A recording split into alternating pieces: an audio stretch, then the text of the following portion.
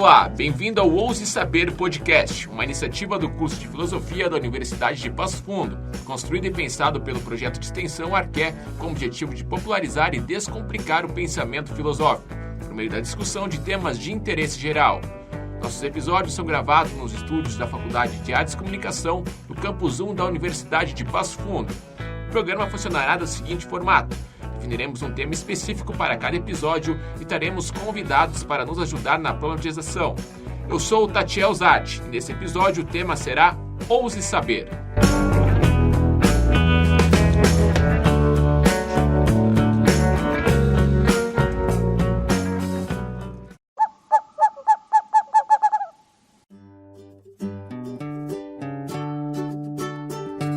Então, para tratar desse assunto, estamos recebendo no estúdio o professor doutor em filosofia Edson de Fante, especialista na obra de Kant e atua como professor na área de ética e conhecimento no curso de filosofia na Universidade de Passo Fundo, e também o professor Marcelo Doro, que é professor do curso de filosofia aqui da UPF. Bem-vindos ao programa e vamos discutir esse tema tão importante.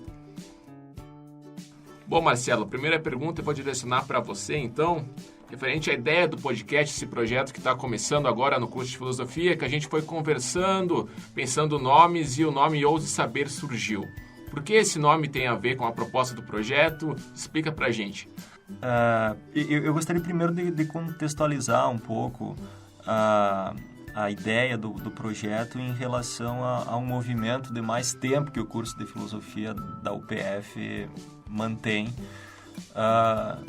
relacionada à popularização da filosofia, né? A gente entende que a filosofia, ela é, sem modéstia, ela é preciosa demais para ficar presa dentro das paredes da universidade. A filosofia precisa sair da universidade e ela se torna mais valiosa na medida em que ela sai da universidade. Por quê? Porque a filosofia, se a gente pensar em termos de que tipo de contribuição ela pode dar para a sociedade, né, Edson? Por que tem filosofia na escola hoje, né? A filosofia está na escola e a gente justifica a presença da filosofia na escola pelo potencial que ela tem na contribuição para o desenvolvimento do pensamento autônomo das pessoas, né? Para que isso aconteça, as pessoas precisam ter contato com a filosofia. Não existe outro jeito da filosofia contribuir com as pessoas se as pessoas não se aproximam da filosofia. E se a filosofia não se aproxima das pessoas.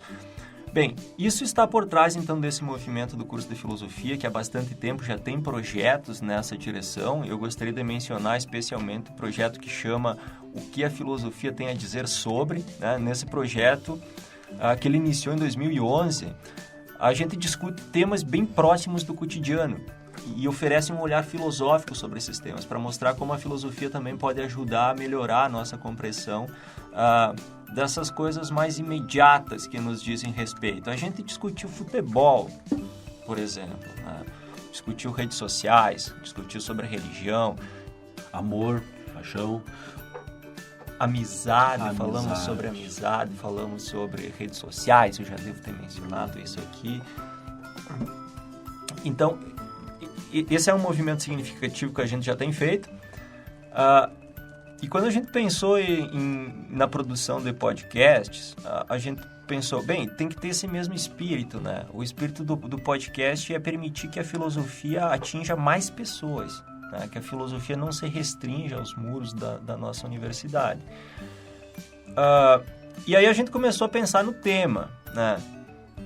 Como é que chamaríamos, como é que nomearíamos o nosso podcast? E aí veio a lembrança desse que é um lema, né, da filosofia iluminista, dá para dizer assim, né, Edson? Ela se tornou conhecida, essa frase, num pequeno texto do filósofo alemão Immanuel Kant, escrito lá em 1784, e logo na abertura do texto, o título do texto, eu acho que é importante dizer, o título do texto é Resposta à pergunta o que é o esclarecimento. E já no primeiro bloco do texto, quando Kant explica o que é o esclarecimento, ele diz, a palavra de ordem do esclarecimento é, e ele põe em latim, sapere aude, ouse saber. E depois ele explica essa frase, o que eu quero dizer com isso? ouse saber tem o sentido de tenha a coragem de fazer uso do teu próprio entendimento sem a orientação de outras pessoas. Esse é o lema do esclarecimento. Ser esclarecido significa pensar por conta própria. Pensar sem a dependência dos outros, sem ser tutelado pelos outros. E aí a gente pensou, bom, isso tem tudo a ver com o que a gente quer, né? Isso tem tudo a ver com o tipo de contribuição que a filosofia pode dar. Ajudar as pessoas a alcançarem a autonomia de pensamento. Então, eu acho que o tema ele expressa bem o espírito daquilo que a gente busca com os podcasts, assim como com outros projetos do curso de filosofia, para além do espaço meramente acadêmico. Até porque a questão da filosofia, a visão deturpada que é reproduzida às vezes fora dos campos é prejudicial. E assim a gente chegando até as pessoas vendo que a filosofia não é má e sim algo bom para a vida delas é muito importante, né, professor? Perfeito. E vai diretamente, né, esse tema de hoje, o Saber e Ordem, vai diretamente ao encontro daquilo que a gente entende por filosofia, que é o ato de filosofar propriamente, ou seja, filosofar é preciso, que até aqui no curso a gente muito menciona, né, essa ideia de que é necessário cada vez mais a filosofia chegar à sociedade, e isso, de certa forma, não somente chegar lá, mas que as pessoas recebam a filosofia e comecem a pensar uma visão um pouco diferente do que é a filosofia, do que é a filosofia. Infelizmente, a gente sabe, as notícias chegam até nós, de que há escolas ainda que a filosofia ela é apresentada aos estudantes como história da filosofia, né? Então, você fala de um filósofo, dá notícia de algumas ideias dele e se resume a isso, né? A filosofia precisa ser mais do que isso, né? Para a filosofia ter sentido, ela precisa agir sobre o indivíduo, ela precisa transformar o indivíduo. Eu acho bonito dizer, ela precisa empoderar o indivíduo. Empoderar o indivíduo num sentido intelectual, né? Não é passando informação para ele, não é informando ele sobre quem foi Platão, o que é a teoria da caverna do Platão, mas preparando essa pessoa para fazer uso do próprio entendimento. Pois é isso que o Kant tinha em mente, né? O Kant se deparou com uma pergunta, que era uma pergunta que estava circulando na época, né? Será que a Alemanha já alcançou o iluminismo, o esclarecimento, né? O professor Edson estava lembrando, antes que conversávamos, que o esclarecimento e o iluminismo, na verdade, são traduções possíveis para a palavra original do alemão, que é o Aufklärung, né? Mas o Kant se defrontou com essa pergunta, se a Alemanha havia atingido já o esclarecimento. E aí a resposta do Kant, ela é ambígua também nesse sentido, porque o iluminismo ele pode ser pensado como um movimento de época, né? Um movimento de época, um movimento político, um movimento cultural, mas ele também pode ser pensado como um movimento interno ao indivíduo, né? Um movimento em que o indivíduo passa a assumir para si a responsabilidade de conduzir a sua vida, né? De construir o seu entendimento sobre as coisas. Essa, me parece, e aqui é um ponto bem pessoal, é a contribuição mais significativa e o aspecto mais forte do texto do Kant, porque o Kant está conclamando as pessoas a fazerem uso da própria racionalidade, né? O texto do Kant poderia ser editado hoje para falar sobre a nossa relação com as fake news, por exemplo, com essa época de pós-verdade, porque o que tem por trás de tudo isso? As pessoas simplesmente absorvem aquilo que chega até elas, né? As pessoas não filtram, falta uma capacidade crítica. Bom, é disso que fala o Kant. O Kant diz, bom, isso é a menoridade, né? A menoridade. O Kant diz, atingir o esclarecimento equivale à saída do indivíduo de sua condição de menoridade. O que é a menoridade para o Kant? Menoridade é a incapacidade de pensar por conta própria. Existe uma menoridade, né, Edson? Existe uma menoridade que é natural, tipo da criança. Sim. Porque a criança não tem ainda condições de pensar por conta própria. Mas existe uma menoridade autoimposta, que é essa especialmente que interessa ao Kant. A menoridade autoimposta é um sujeito já maduro, né? Um sujeito adulto, que tem todo o seu aparato, como é que diríamos, neuro, fisiológico, intelectual desenvolvido, mas ele não usa, né? Parece os nossos telefones que vem cheio de possibilidades de configuração, a gente não usa nada. Isso incomoda um pouco o Kant, né? Quer dizer, você tem uma estrutura racional à tua disposição, você tem a possibilidade de pensar por conta própria, de interpretar o mundo, de refinar as ideias, as opiniões. Porém, você não faz nada. Na atualidade, a função de papagaio de pirata é muito conveniente, só reproduzir o que tu escuta como uma visão de mundo e seguindo nesse caminho. Ouvindo vocês dois agora, eu lembrei de uma outra frase do Kant que eu acho que está em perfeito acordo, que é de uma outra obra do Kant, que é a Crítica da Razão Pura, que é: ninguém aprende filosofia, o indivíduo aprende sim a filosofar, que eu acho que vai diretamente ao encontro do que nós estamos falando aqui, ou seja, de nada adianta ensinar um conjunto de conceitos ou uma doutrina de um determinado filósofo clássico ou simplesmente vida e obra de um autor, na medida em que nós não instigarmos de alguma forma que os nossos alunos, as outras pessoas, consigam refletir sobre isso, né? E utilizar isso aí em suas próprias vidas. Eu acho que essa é a ideia, a contribuição que a filosofia tem a dar. E esse é um ideal da educação, né? A educação fala muito da construção da autonomia. O que significa a autonomia, senão a capacidade do indivíduo de tomar decisões a partir da sua própria reflexão, né? Decisões que não sejam inteiramente pautadas naquilo que os outros dizem, né?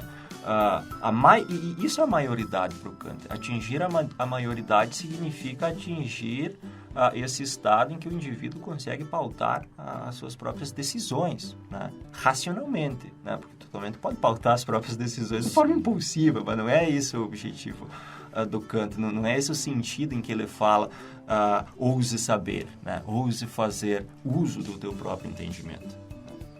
E tem uma ideia de acomodação por detrás também, que nós podemos pensar na nossa sociedade contemporânea, né? Hoje, ao invés de você pegar um livro e tentar entender realmente o que determinado filósofo está falando, ou um livro de história, hoje você tem acesso, digamos que gratuito também, muito mais fácil. Em poucas pinceladas você já tem uma ideia na medida que você acessa um site, uma página na internet, né? Então também tem esse problema, as pessoas se acomodam muitas vezes e ficam no básico do básico, né? E dá para se pensar nessa relação. Sim. Se torna, na verdade, um efeito cascata. As pessoas têm mais acesso à informação, porém não buscam a informação de qualidade, ficam só na superficial. Isso é um problema que realmente a gente enfrenta. Então, essa questão do podcast, só voltando um pouco da nossa proposta, esse podcast ele não é feito somente para os alunos de filosofia, mas também para os alunos das escolas que estão no ensino médio, ensino fundamental, e até mesmo para os seus pais que podem estar ouvindo, você que é pai, porque não adianta a gente se limitar e conversar só entre os iguais. É importante que essas ações da filosofia elas atinjam a sociedade como um todo, porque muitas vezes o que acontece? O aluno está na escola, um professor de filosofia instiga ele a pensar de uma forma crítica, ele chega em casa e é podado pelos pais por conta dessa estrutura que foi construída, afastando a filosofia, o método investigativo da filosofia na vida das pessoas, né, Marcelo? Então é importante que fique bem claro que esse projeto ele é muito além do que as escolas e os estudantes de filosofia. Sim, por isso que eu enfatizei no início e retomo mais uma vez que a ideia é exatamente romper com esses espaços oficiais da filosofia. A filosofia não precisa se restringir à universidade, mas também não deve se restringir à universidade e à escola, né? Não tem por que a filosofia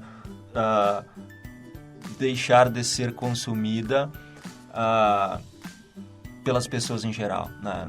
Não existem contraindicações ao pensamento filosófico. Isso não vai gerar prejuízos. Quer dizer, o que vai acontecer é a pessoa ficar mais crítica. Talvez isso não interesse a alguns setores da sociedade, talvez isso vai gerar algum inconveniente em algum espaço, mas isso é uma coisa muito rica, né? Se nós recuperarmos a forma como historicamente o ser humano tem se compreendido, aparece de forma muito enfática o elemento da racionalidade. Somos seres racionais. A gente repete isso enquanto humanidade há séculos e séculos e séculos, né? Mas o que é esse elemento da racionalidade? O elemento da racionalidade é aquele que te permite pensar, né? É aquele que te permite alcançar conclusões por conta própria. A racionalidade, ela é apreendida no interior de uma cultura, mas ela precisa ser assumida como possibilidade, né? As pessoas podem se acomodar de forma consciente ou inconsciente e levar uma vida toda na acomodação, né? Mas isso é contrário ao espírito do esclarecimento, né? O Kant está imensamente interessado em defender o pensamento livre, porque o Kant ele está trabalhando com uma ideia de que há uma evolução social que depende do fato das pessoas individualmente fazerem uso da razão no espaço público, né? Porque se você faz uso da tua razão no espaço público, você cria oportunidades de debate, e o debate ele é um instrumento de limpeza da nossa visão de mundo, né? Porque eu posso construir uma visão de mundo bastante parcial. Da esquina onde eu vejo as coisas, elas podem me parecer de um jeito estranho. Mas quando que eu torno pública essa minha visão de mundo, aí o Edson pode dizer: cara, mas tu não tá vendo todo o mapa, né? Tem mais coisas além disso que tu tá descrevendo. E esse confronto público de ideias, de percepções, é isso que ajuda a gente a limpar os nossos preconceitos, e é isso que ajuda a gente a enriquecer a forma como vemos as coisas. Então, essa defesa do pensamento autônomo, essa conclamação do Kant, ouse saber, ouse fazer uso do teu entendimento, ela não é gratuita, né? Ela tá trabalhando por uma ideia de sociedade que possa ir se aprimorando com o tempo. Essa polarização de informações, um monte de caixinhas ideológicas que as pessoas compram ideias prontas e seguem como modelo de vida. Esse diálogo entre opostos, ele não ocorre muitas vezes, porque as pessoas não estão predispostas. Na questão da verdade ser tridimensional, a gente tem uma percepção de mundo de uma forma, outra pessoa tem de outra, isso também empobrece bastante a nossa visão crítica. A coisa da bolha, né? Esse é um termo que passou a ser bastante usado na atualidade, que está relacionado também com o fenômeno da pós-verdade, com a popularização das fake news. Mas o que é a bolha? A pessoa acaba presa dentro de uma determinada visão de mundo.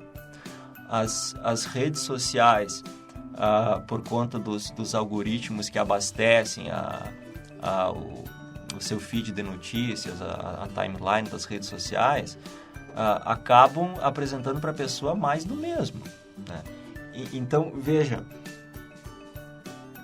isso é um boicote aquilo que queria o Kant, né? O Kant dizia: a gente progride na medida em que a gente se dispõe a confrontar nossas ideias, porque o confronto purifica, e a bolha faz o contrário. A bolha, ela acaba intensificando preconceitos, ela acaba intensificando e absolutizando dentro daquele espaço bolístico, que é uma palavra que eu inventei agora, acaba intensificando uma forma restrita e específica de ver o mundo. E não necessariamente as bolhas estão... Dentro das bolhas o pensamento está todo equivocado.